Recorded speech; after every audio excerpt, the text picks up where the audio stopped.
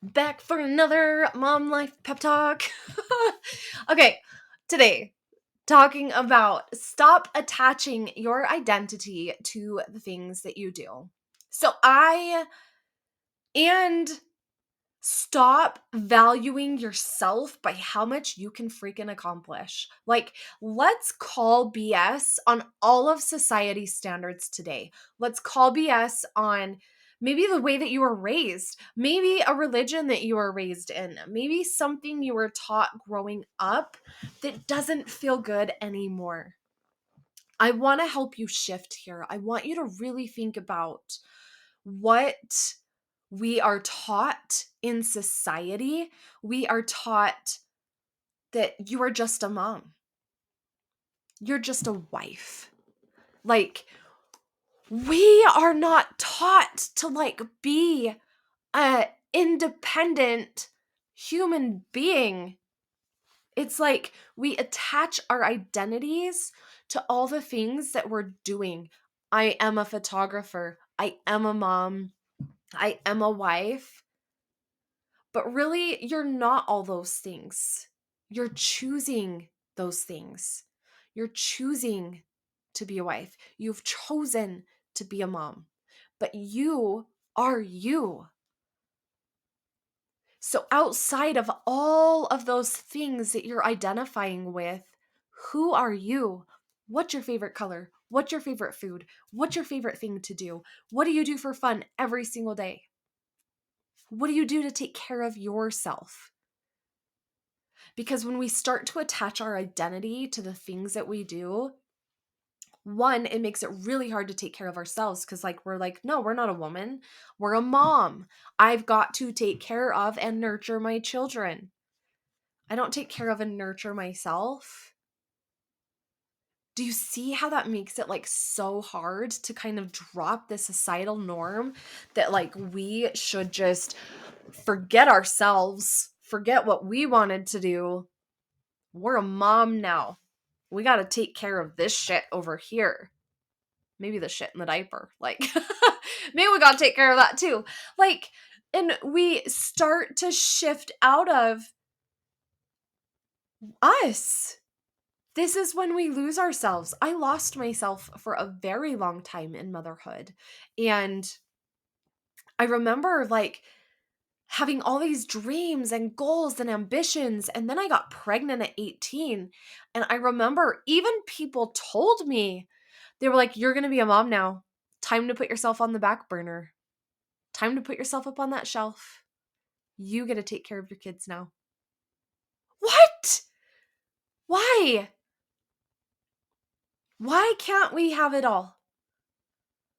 Why do we have to watch movies that portrays either the wealthy woman who has the nanny as a complete bitch, or the mom that's on this complete chaos train with spit up down her shirt, her baby spits up in her smoothie and she's going to drink it and then she gets the spit up and she's gagging. Why does motherhood have to be one or the other? And not this beautiful in between? Because yeah, we still have those moments when the kid spits up all over our shirt, has a blowout on the white skirt, and I'm sharing personal experiences. It wasn't my white skirt, but it was a friend's. It was my kid. But it's either that or then the chaos train where we've got the top knot in our hair and our hair's greasy because we haven't showered in 3 weeks, and we've got spit up down our shirt and we're trying to get to places on time and we just can't manage to make it happen. What if it gets to be in between there somewhere?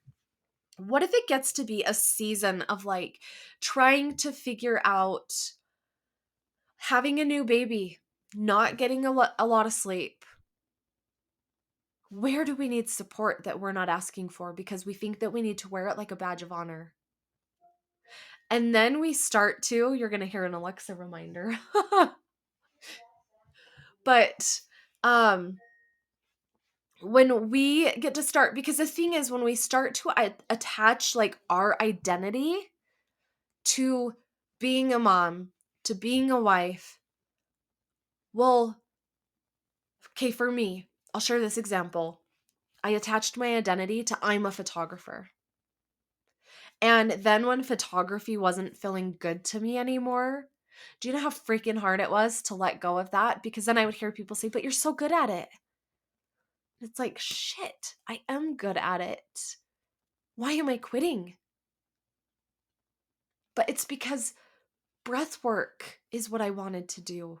Breath work felt so aligned because I wanted to help you become the best version of you. That is what lights me up. Helping other moms show up as the mom that you want to be. Showing up as the best version of you. And I get to do that through breath work. I get to do that through life coaching. That is what I want. So I held on to photography for 2 more years, dreading every session. I was fine once I was there because I like to talk to people, but like dreading every session. And then I had to edit the photos after, which I absolutely hated. And my editor had to quit because she got a job with a big company and she didn't have the capacity to edit my sessions anymore. And so then I was back to editing my own images because I knew I was on my way out and it wasn't worth training a new editor for the last few sessions I had on the books when I finally decided I could let go of that. So when we attach ourselves to this identity of like what we're doing in that moment, a lot of what people don't realize is that as we start to step into something new and we start to step into that next version of us, we're letting go of that identity. We're letting go of who we thought we were to step into who we want to be. It's a sad process. There's a mourning process. It's really hard. There's a what are people going to think moments. There's like all of this that kind of like floats around and it's really hard to let go of that. But when we identify it as like I'm just choosing to be a photographer right now. Maybe this is a season, maybe it's not. Let's see where it goes. I'm going to have fun with it. Then, when we decide to step into something new, when a new opportunity presents itself, we're able to shed that identity a little bit easier. It's still not going to be easy, but a little bit easier. We can let go of that and step into what we want to become. What are you going to do when all your kids turn 18 and move out of the house and you've identified as just being a mom? For 18 years, more than 18 years, because like 18 years is like with your oldest, right? Maybe it's like 30 years, I don't know. And your last kid moves out, you're like, shit, who am I? We have to keep this relationship with ourself intact. And I've learned this the hard way because I lost myself in motherhood and I took my power back in that. And then I lost myself in my relationship with my husband and always putting him first and keeping him happy and his needs and his and this and this. And then one day I woke up and I was like, oh my gosh, because I was seeing the behavior coming out in my kids as they turned into teenagers. They were acting like me. And I was like, no, no, no. But we have to lead by example. We can't just tell them what we want for them. That's great and all. Like, that's real cute on a pillow. Put it on a pillow. Like, be who you want to be. But if we're not like marching to the beat of our own drum and we're not living our own actions and what we're preaching, right?